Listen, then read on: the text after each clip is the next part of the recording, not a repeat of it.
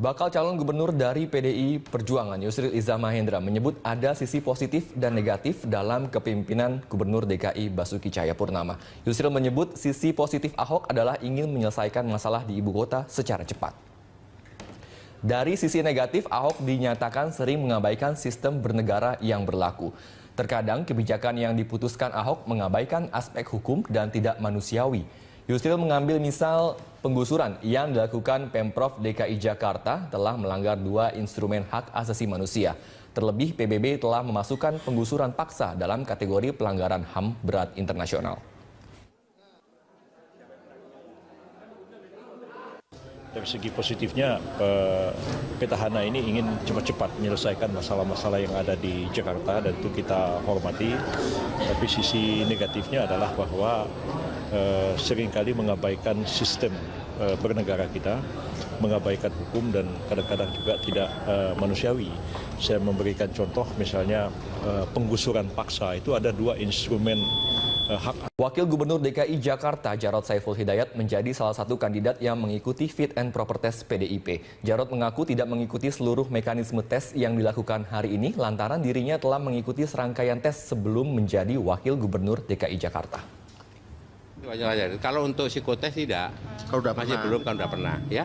Berarti Bapak nggak ikut bayar 5 juta? Enggak. Enggak ikut bayar? Enggak, karena sudah. Yang dulu. Nah, kan gitu kan. Nah, yang 5 juta tadi sudah kita bicarakan juga. Isi obrolannya ngapain aja, Pak? Waduh, jangan tanya saya, tanya beliau. Tapi izin dulu sama Pak Ahok apa tadi ke sini, Pak?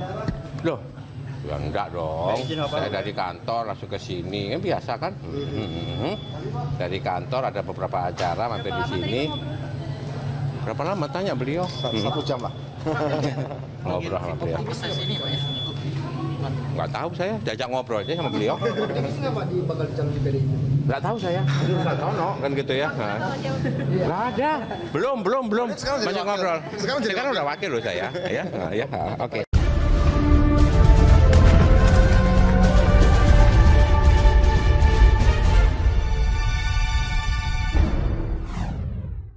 Pemirsa, Gubernur DKI Jakarta Basuki Cahayapurnama optimistis warga Pasar Ikan yang kembali ke daerah gusuran dengan mendirikan tenda tidak akan bertahan lama. Ahok juga tidak terlalu menanggapi kabar yang menyebutkan ada dukungan kelompok politik tertentu dalam kembalinya warga korban gusuran. Ahok menilai jika ada partai yang ikut membantu kembalinya warga Pasar Ikan berarti ikut melanggar aturan. Ahok juga menambahkan program penertiban permukiman dan relokasi warga kerap kali diprovokasi dengan isu-isu yang tidak benar.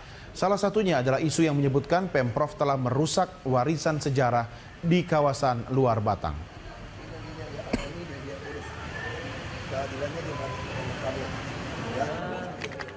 Kalau Anda mengatakan dekat masjid luar Batang ada kampung, itu mungkin iya.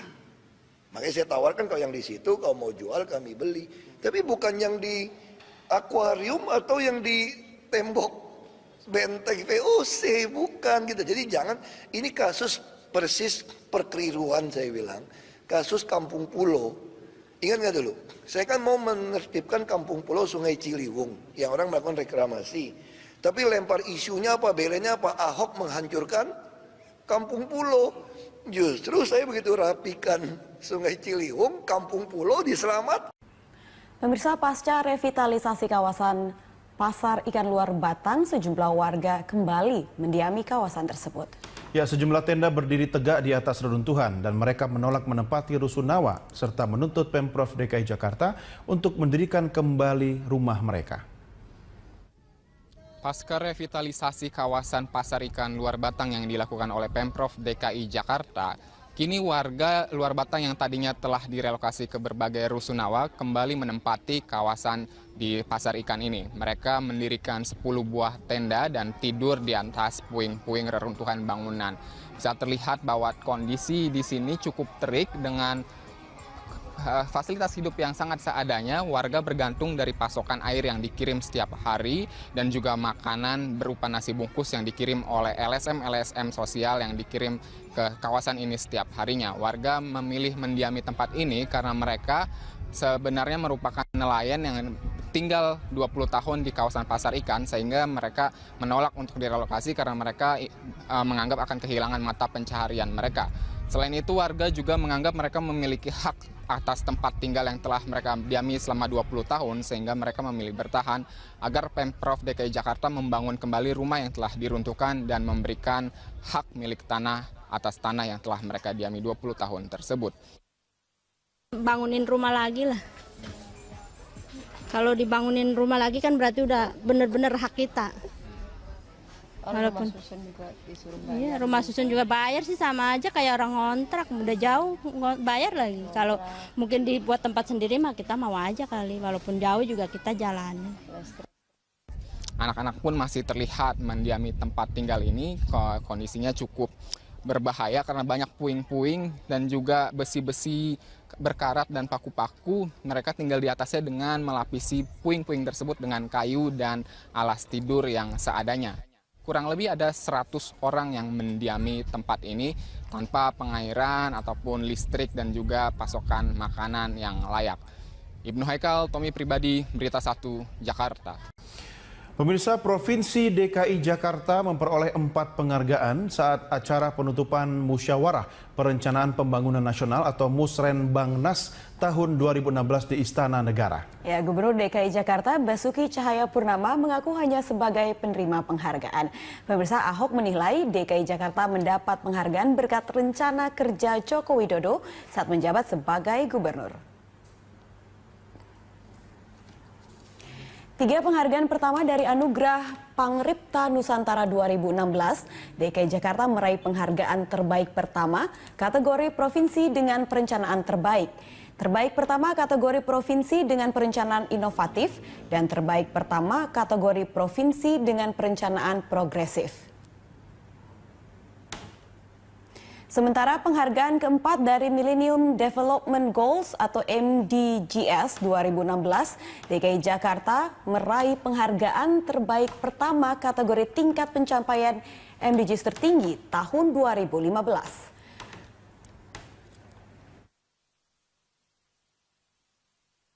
Terusin dari beliau, Pak Jokowi dari dulu ingin bahwa penganggaran itu harus prioritas. Programnya jelas, jadi nggak ada lagi bagi rata. Yang penting targetnya apa, seperti yang disampaikan oleh beliau.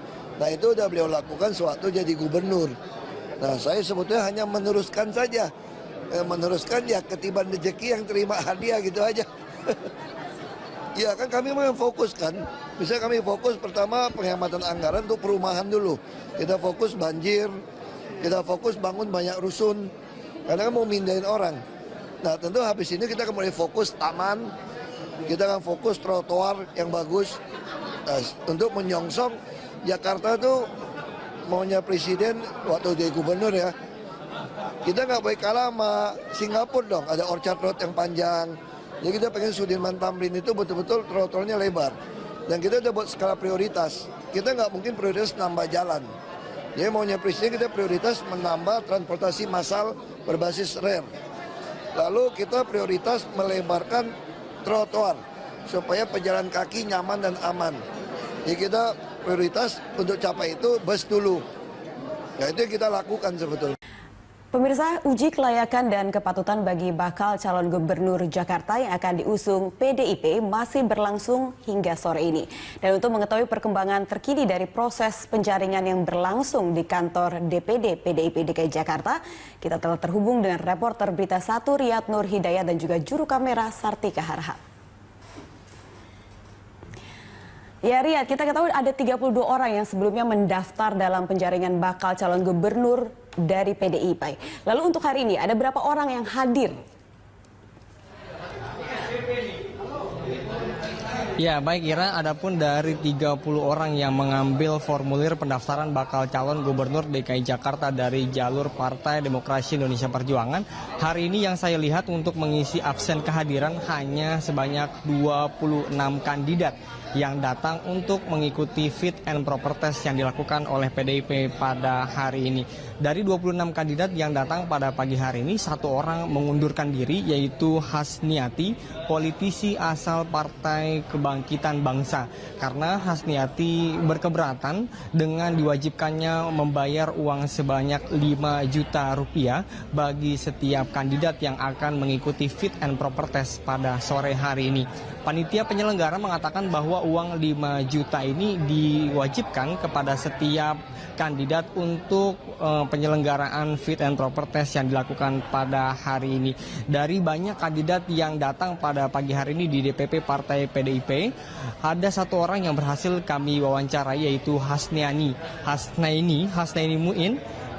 Dia mengaku banyak solusi yang ditawarkan kepada warga DKI Jakarta untuk memecah kebuntuan masalah yang ada di Jakarta, terutama dari bidang kesenjangan sosial dan juga pendidikan. Dan berikut utaraan langsung dari Hasnaini Muin selaku bakal calon PDIP. Yang paling kompleks sekali di Jakarta itu kalau kita mau garis besarnya itu kesenjangan sosial yang sangat dibutuhkan. Yang kedua itu adalah masalah kemacetan, banjir, dan ya masalah pendidikan tentunya memang sangat dibutuhkan. Sama tempat tinggal yang aman, yang nyaman tentu yang sangat dibutuhkan sekali oleh masyarakat. Ketika juga masyarakat ingin berobat di rumah sakit.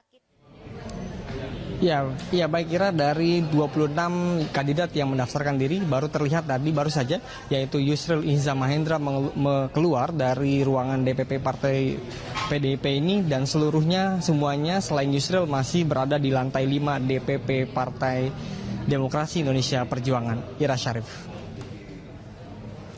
Ya, Riyad, Anda katakan tadi dari 30 orang yang mengambil formulir, akhirnya 26 orang hadir dan 1 orang mengundurkan diri. Lalu bagaimana dengan mekanisme uji kelayakan dan kepatutan bakal calon gubernur DKI Jakarta dari PDIP hari ini? Seperti apa, Riyad? Ya, baik. Adapun mekanisme yang diterapkan dalam fit and proper test adalah pertama, fit and proper test hanya dilakukan 1 hari ini saja, dibagi menjadi 2 sesi, di mana sesi pertama tadi ada tes secara tertulis, dan sore hari ini adalah tes wawancara interview bagi seluruh kandidat yang akan mengikuti bakal calon gubernur DKI Jakarta tahun 2017 yang akan datang. Dan hasil pada hari ini nanti akan diproses, Ira Syarif, selama 10 hari. Jadi 10 hari dari sekarang akan diumumkan siapa saja nama kandidat yang lolos dalam fit and proper test hari ini. Dari 26 nama tersebut akan diambil sebanyak 5 nama saja atau 5 kandidat. Dari 5 kandidat nanti akan dibawa ke rapat pleno DPP Partai Demokrasi Indonesia Perjuangan, dan dari 5 akan diambil 1 orang saja untuk bersanding dengan orang yang dipilih langsung oleh DPP Partai Demokrasi Indonesia Perjuangan. Jadi kemungkinan besar orang yang mengikuti, kandidat yang mengikuti pada sore hari ini adalah kandidat yang bakal menjadi wakil gubernur DKI Jakarta dari partai PDIP. Ira Syarif. Ya, baik. Terima kasih Riyad Nur Hidayat dan juga juru kamera Sartika Harahap. Pemirsa melaporkan langsung dari kantor DPD PDIP DKI Jakarta.